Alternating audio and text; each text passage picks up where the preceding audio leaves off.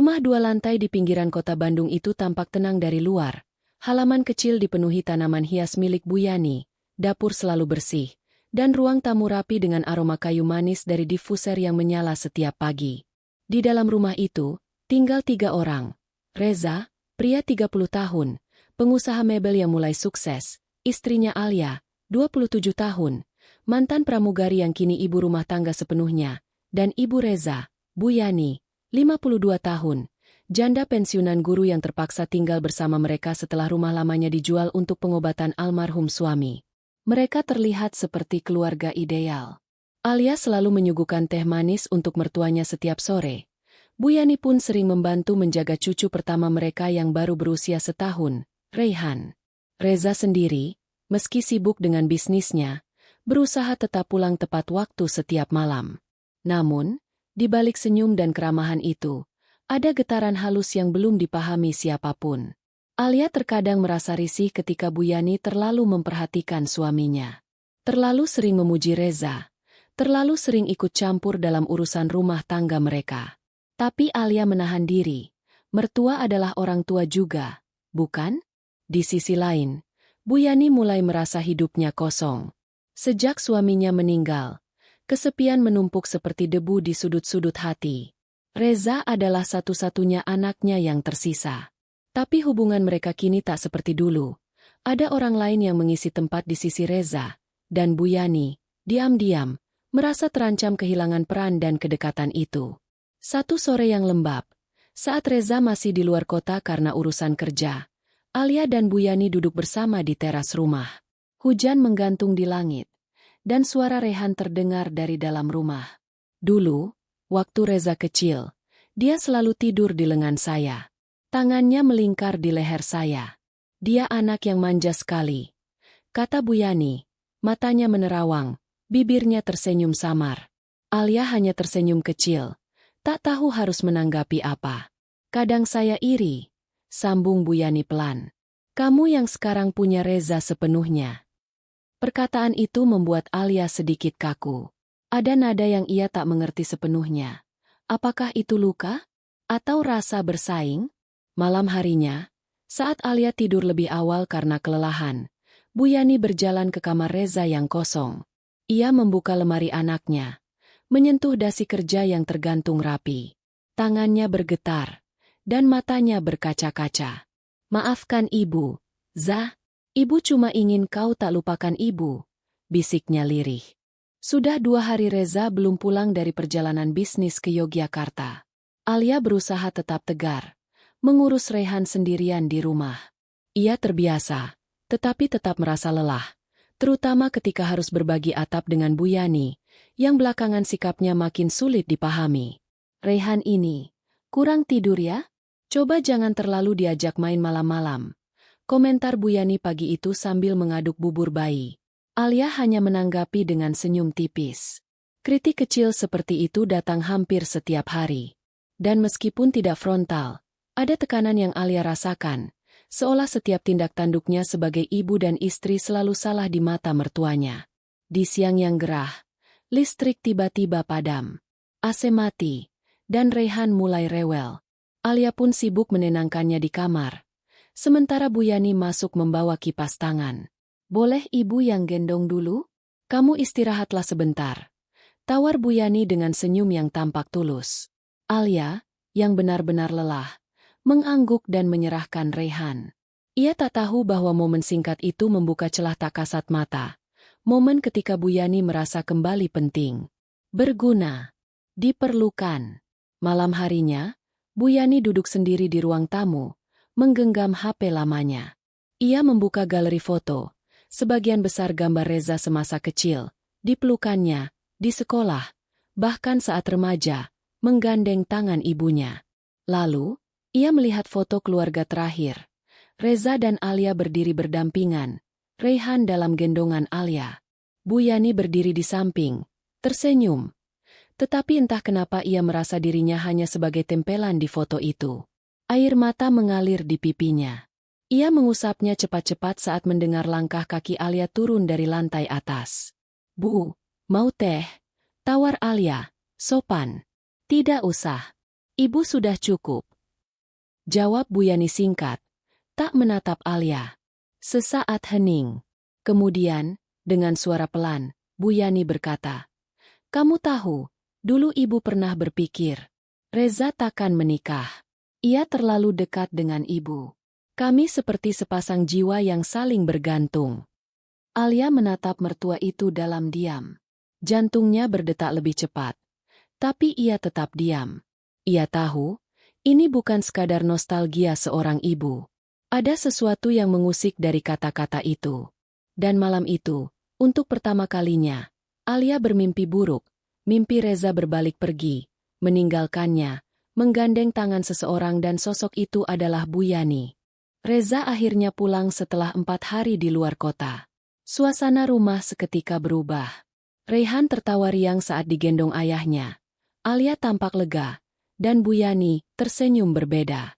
Ada kehangatan dalam matanya, tapi juga sesuatu yang sulit dijelaskan. Terlalu dalam, terlalu lama dipendam. Malam itu, saat Alia tertidur lebih dulu karena kelelahan, Reza duduk berdua dengan ibunya di ruang makan. Ia menceritakan bisnisnya, klien baru, dan peluang kerja sama ekspor. Bu Yani mendengarkan penuh perhatian. Seperti dulu ketika Reza masih remaja dan selalu bercerita tentang hari-harinya di sekolah. "Ya, kamu capek enggak, hidup kayak begini?" tanya Bu Yani tiba-tiba. Reza menoleh, sedikit heran. "Maksud ibu? Kamu kerja terus.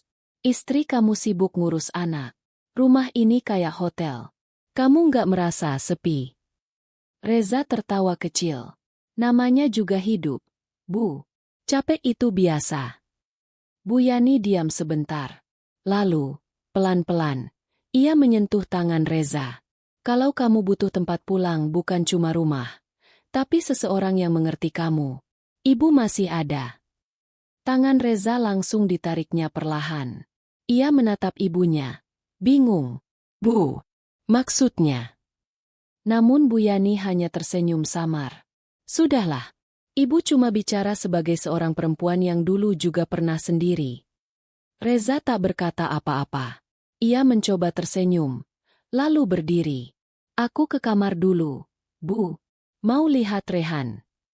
Setelah Reza pergi, Bu Yani menunduk, menggenggam erat jemarinya sendiri. Ia sadar, ada sesuatu dalam dirinya yang mulai berubah. Sesuatu yang seharusnya tak ada, tapi tumbuh dalam sunyi. Keesokan harinya, Alia melihat Reza lebih murung dari biasanya. Ia pikir itu karena pekerjaan. Tapi yang membuatnya cemas, Reza sekarang lebih sering melamun, dan entah kenapa, setiap kali ia melihat Reza dan Bu Yani berbicara, hatinya terasa tak tenang. Siang itu, saat sedang membereskan cucian di lantai atas, Alia tak sengaja mendengar percakapan dari arah kamar mertua. "Alia baik kok, Bu. Dia istri yang sabar." "Baik? Tapi kamu nggak bahagia." "Ibu tahu. Ibu selalu tahu kalau kamu menyimpan sesuatu." Alia berhenti. Tubuhnya menegang. Nafasnya berat.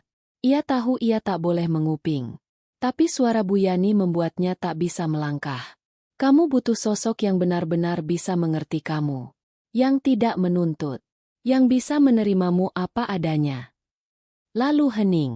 Terlalu lama. Alia tak bisa menunggu lebih lama. Ia turun perlahan. Pura-pura tak tahu apa-apa. Tapi hatinya mulai retak. Untuk pertama kalinya, ia merasa rumah ini bukan lagi tempat yang aman.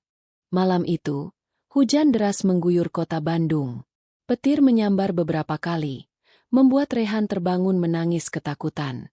Alia bangkit dari tempat tidur, menenangkan anaknya sambil sesekali melirik ke arah Reza yang tampak gelisah.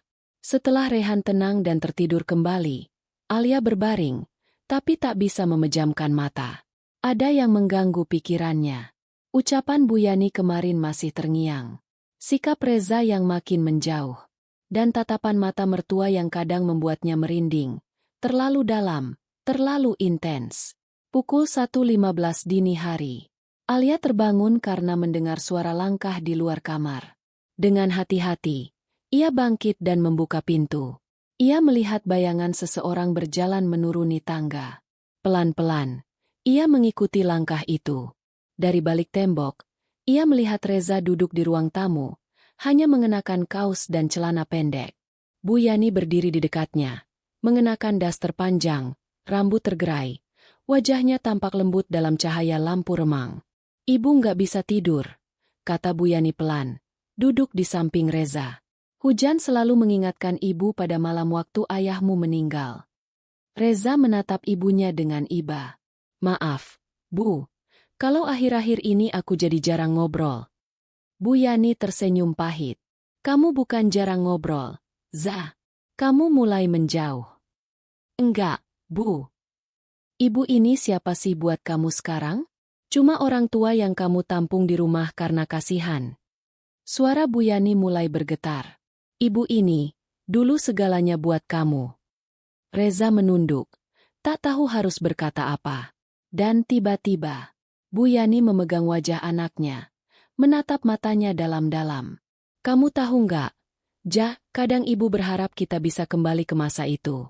Waktu cuma ada kamu dan ibu, tanpa siapapun mengganggu." Reza terpaku. Matanya membelalak saat Bu Yani mendekat. Wajahnya hanya sejengkal. Alia menutup mulutnya sendiri dari balik tembok. Matanya basah. Ia ingin tak percaya apa yang dilihatnya. Namun Reza dengan cepat menarik tubuhnya menjauh. "Bu, jangan. Jangan seperti ini." Bu Yani terdiam.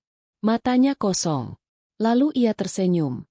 Senyum kecil yang membuat darah Reza dingin. "Kamu menolakku, Reza?" bisiknya. "Setelah semua yang ibu berikan." Reza bangkit dan masuk ke kamar tanpa berkata sepatah pun lagi. Bu Yani hanya duduk diam di sofa, lalu tertawa lirih. Tawa yang tak terdengar seperti milik ibu. Dan dari balik bayangan, Alia menangis dalam diam. Dunia yang ia bangun perlahan runtuh di hadapannya. Pagi harinya, langit masih mendung. Tapi di dalam rumah, suasananya jauh lebih suram. Alia menyiapkan sarapan dengan tangan gemetar. Matanya bengkak karena semalaman tak tidur. Ia tak tahu bagaimana harus bersikap. Apakah harus bicara? Atau diam? Atau justru pergi? Reza turun dari tangga. Tak menoleh sedikit pun ke arah ibunya yang sedang menyiram bunga di halaman. Matanya bertemu dengan Alia, namun cepat dialihkan. Tak satu kata pun keluar dari mulut mereka selama sarapan. Reyhan, seperti biasa, menjadi pengisi keheningan dengan celotehnya yang polos.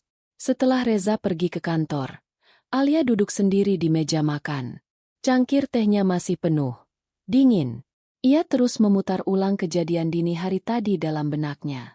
Kata-kata Bu Yani, tatapan Reza, dan ketakutan yang kini tumbuh dalam hatinya. Sore hari, Bu Yani masuk ke kamar Alia tanpa mengetuk. Alia sedang menyusui Reyhan. "Kamu nggak marah?" tanya Bu Yani tiba-tiba. Alia kaget. "Marah, Bu? Kamu dengar tadi malam, kan?"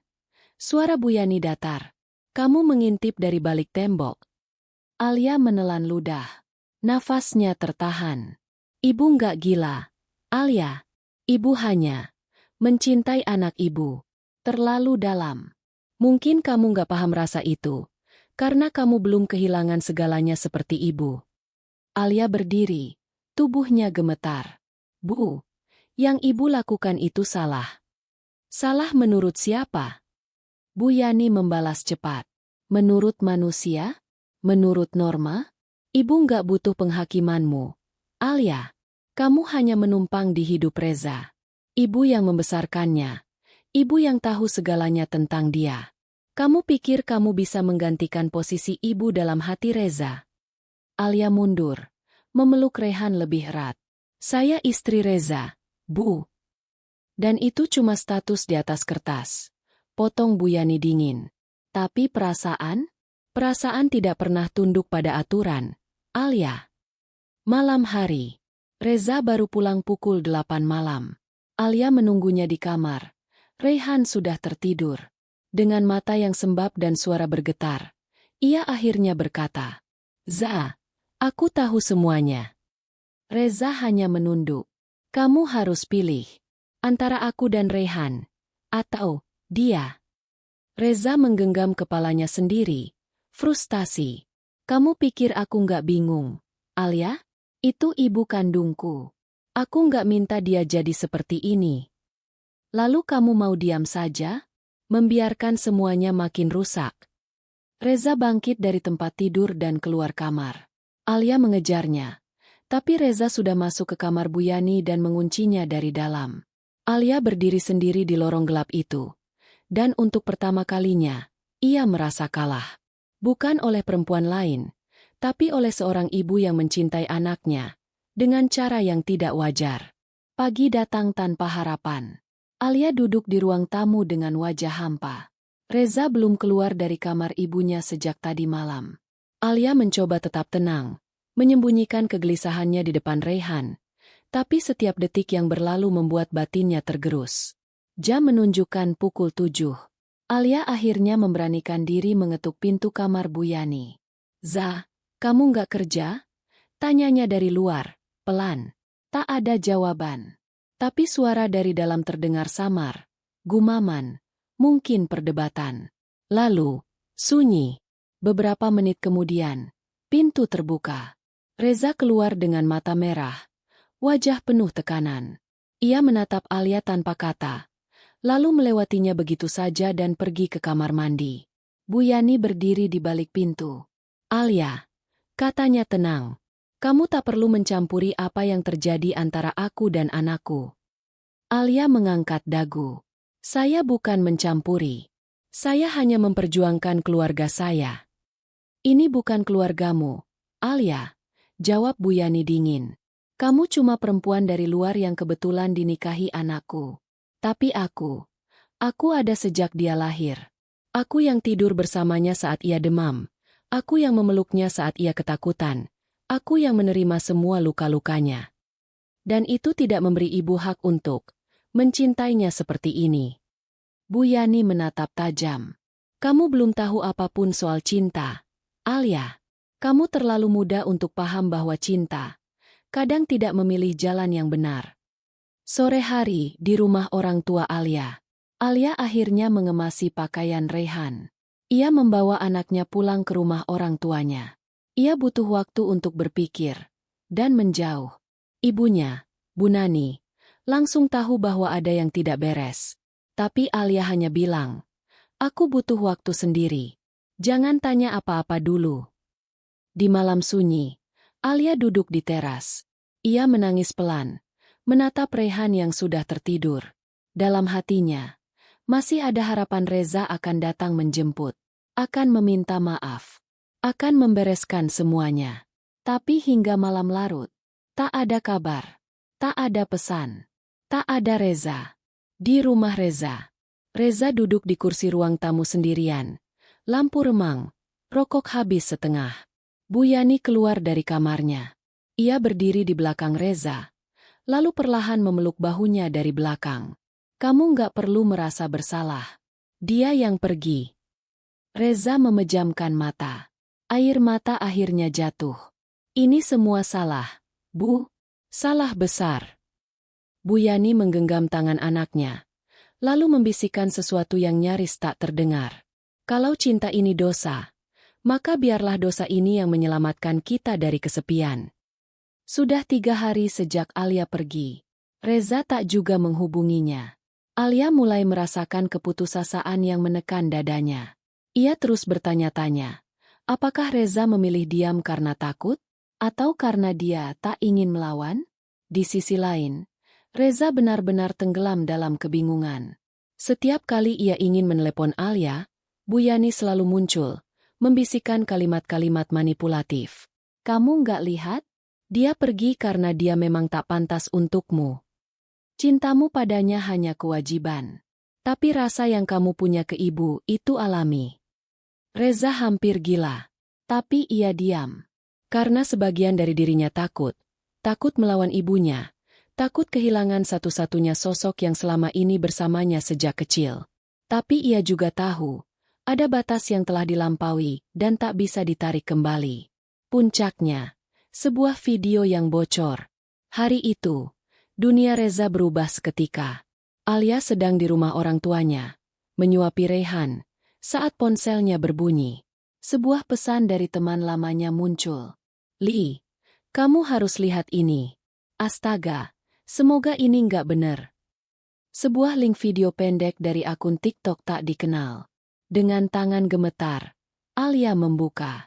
Video itu menampilkan rekaman CCTV dari tetangga sebelah rumah mereka. Rekaman malam saat Bu Yani masuk ke kamar Reza dan menguncinya dari dalam. Tak terdengar suara, tapi gerak tubuh keduanya jelas. Pelukan, desakan, Reza yang terdorong ke dinding, lalu lampu kamar yang dimatikan. Tagar, menantu ipar cinta ibu berlebihan skandal mertua viral. Alia membeku. Matanya tak berkedip. Tangannya bergetar hebat. Di bagian akhir video, muncul keterangan. Ini bukan sinetron. Ini nyata. Tetangga gue sendiri. Bikin jijik. Video itu telah ditonton 700.000 kali dalam 5 jam. Komentar netizen penuh cercaan, kebencian, dan sumpah serapah. Malamnya di rumah Reza. Ketika Reza pulang kerja, puluhan orang sudah berdiri di depan rumahnya. Wartawan lokal, warga sekitar, bahkan polisi mendatangi rumah mereka karena laporan adanya tindakan tidak wajar dalam rumah tangga. Wajah Reza pucat pasi. Bu Yani yang selama ini tenang, kali ini panik. Ia tak bisa menghindar. Semua mata memandangnya dengan jijik. Ia mencoba menyangkal, mencoba berteriak. Namun dunia sudah tak lagi percaya padanya. Satu video kecil telah menghancurkan segalanya. Di rumah Alia, ponsel Reza akhirnya berdering. Alia mengangkat setelah beberapa saat ragu. Di ujung sana, suara Reza terdengar parau. Li, tolong, aku butuh kamu. Tapi Alia hanya menjawab dengan satu kalimat. Aku akan datang, Reza. Tapi bukan untuk kembali padamu. Aku datang untuk menyelamatkan anakku dari neraka yang kamu biarkan tumbuh di rumah itu. Pagi yang gaduh. Warga masih berkerumun di depan rumah Reza. Beberapa petugas mencoba membubarkan kerumunan. Di dalam rumah, Reza terduduk lemas di lantai ruang tamu. Tangannya mencengkeram rambutnya sendiri. Bu Yani menangis dalam diam di kamar, menolak keluar. Video yang tersebar telah menghancurkan segalanya. Nama baik, pekerjaan Reza, bahkan kepercayaan tetangga yang dulu hormat padanya. Telepon dari kantor datang bertubi-tubi. Mulai besok, kami nonaktifkan sampai situasi ini jelas. Kami tidak bisa mempertaruhkan citra perusahaan. Reza diam. Tak membalas sepatah kata pun. Alia kembali. Sore itu, sebuah mobil berhenti di depan rumah. Alia turun bersama ayahnya, Pak Idris, dan seorang pengacara keluarga. Rehan tetap di rumah bersama neneknya. Alia melangkah masuk ke rumah dengan kepala tegak. Untuk pertama kalinya, ia tak lagi merasa takut pada Bu Yani, atau bahkan pada Reza. Reza berdiri saat melihatnya. Matanya basah. Alia, aku. Alia menghentikannya dengan tangan. Aku datang bukan untuk berdebat. Aku datang untuk menuntut hakku sebagai istrimu, dan sebagai ibu dari Rehan. Pengacara di samping Alia maju, mengeluarkan surat gugatan. Kami akan menuntut hak asuh penuh atas Rehan dan mengajukan gugatan cerai. Berdasarkan bukti visual dan pengakuan beberapa saksi, kami punya cukup alasan untuk meyakinkan hakim. Reza terpaku. Tapi, Li, aku nggak pernah berniat. Kamu mungkin nggak niat, Reza, potong Alia. Tapi kamu juga nggak pernah menghentikannya. Kamu membiarkan ibumu melampaui batas. Kamu lebih memilih diam daripada membela kebenaran. Konfrontasi terakhir. Bu Yani akhirnya keluar dari kamarnya. Tubuhnya lemah, wajahnya tak terurus. Alia, kamu puas sekarang? Menghancurkan semuanya. Alia menatapnya lurus. Saya tidak menghancurkan apa-apa, Bu. Kebenaranlah yang menghancurkan topeng yang selama ini ibu pakai. Bu Yani tersenyum miris. Kamu pikir Reza bisa bahagia tanpaku? Tanpa aku, dia bukan siapa-siapa. Reza menatap ibunya penuh luka. Cukup, Bu. Aku capek. Untuk pertama kalinya, Reza berdiri, untuk dirinya sendiri. Alia benar. Aku terlalu lama diam. Tapi aku nggak bisa terus hidup dalam kebohongan dan bayangan ibu. Kita harus berhenti. Bu Yani bergetar. Tatapannya kosong. Ia akhirnya menangis. Keras, histeris, seperti anak kecil. Dunia tempat ia merasa paling dicintai telah runtuh. Dan ia menyadari, tak ada yang tersisa. Penutup episode. Alia meninggalkan rumah itu tanpa menoleh. Langkahnya mantap. Ia tak menangis. Tidak lagi. Reza berdiri di depan rumah, menyaksikan wanita yang dulu ia cintai, membawa pergi satu-satunya cahaya yang ia punya. Dan di dalam rumah itu, Bu Yani terduduk di pojok ruangan, menatap dinding kosong. Sendirian. Kini, yang tersisa hanyalah puing-puing dari cinta yang salah arah. Minggu setelah perpisahan, kehidupan Reza, Alia, dan Bu Yani terpisah oleh jarak dan waktu yang lebih panjang. Dunia mereka tidak pernah sama sejak hari itu. Alia dan Rehan. Di rumah orang tuanya, Alia mencoba membangun kembali kehidupannya, meski hatinya masih tersisa luka yang dalam. Setiap pagi, ia mengajarkan Rehan untuk hidup mandiri, memberinya kasih sayang yang ia butuhkan, dan menjaga anaknya dari dunia yang penuh kebohongan. Alia tahu, perjalanan ini tidak mudah. Setiap kali dia melihat Rehan bermain, senyuman kecil anaknya mengingatkan dia akan masa depan yang lebih baik, jauh dari rumah tangga yang penuh dengan ketegangan. Hari itu, Alia akhirnya menerima surat dari pengacara, cerai sah. Reza tidak mengajukan banding. Semua sudah selesai. Reza yang dulu dikenalnya sebagai suami, kini hanya menjadi bagian dari kenangan yang pudar. Reza dan Bu Yani. Reza memutuskan untuk pindah dari rumah orang tuanya. Kehidupan rumah tangga yang ia bangun kini hanya tinggal kenangan pahit. Dengan keputusan untuk berpisah, ia harus menerima kenyataan bahwa ia telah kehilangan banyak hal yang berharga, termasuk kedamaian dalam dirinya. Namun, yang lebih menyakitkan adalah melihat Bu Yani yang kini terasing dari dunia sekitarnya. Perasaan Bu Yani yang terabaikan begitu mendalam. Dia merasa dikhianati oleh anaknya sendiri. Saat Reza memutuskan untuk meninggalkan rumah mereka, Bu Yani hanya bisa menangis dalam sepi, menyadari bahwa meski cinta itu ada, tapi cintanya telah membuat semuanya hancur.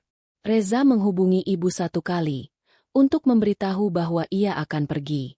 "Ibu, aku harus pergi," kata Reza pelan. "Aku harus hidup dengan keputusanku sendiri." Bu Yani tidak menjawab. Suara tangisannya menjadi semakin keras di balik telepon. Namun Reza tahu, tak ada yang bisa lagi mengubah apa yang sudah terjadi. Menerima keputusan. Bulan berganti minggu. Kehidupan baru bagi Alia dan Rehan terbentuk perlahan. Alia bekerja keras untuk membiayai kehidupan mereka. Meski penuh tantangan, ia tahu keputusan yang ia ambil adalah yang terbaik bagi anaknya. Di sisi lain, Reza kembali ke kota asalnya, jauh dari segala hiruk-pikuk skandal dan kenyataan pahit. Ia mulai bekerja kembali sebagai pengusaha lepas, mencoba menata ulang hidupnya yang penuh kesalahan. Namun, rasa bersalah terhadap Alia dan Rehan tidak pernah hilang. Bu Yani, yang dulu selalu ada untuk Reza, kini hanya bisa hidup dalam penyesalan. Ia memilih mengasingkan diri, berusaha menghadapi rasa sakit karena kehilangan anak yang dulu ia anggap adalah miliknya. Kehidupan baru.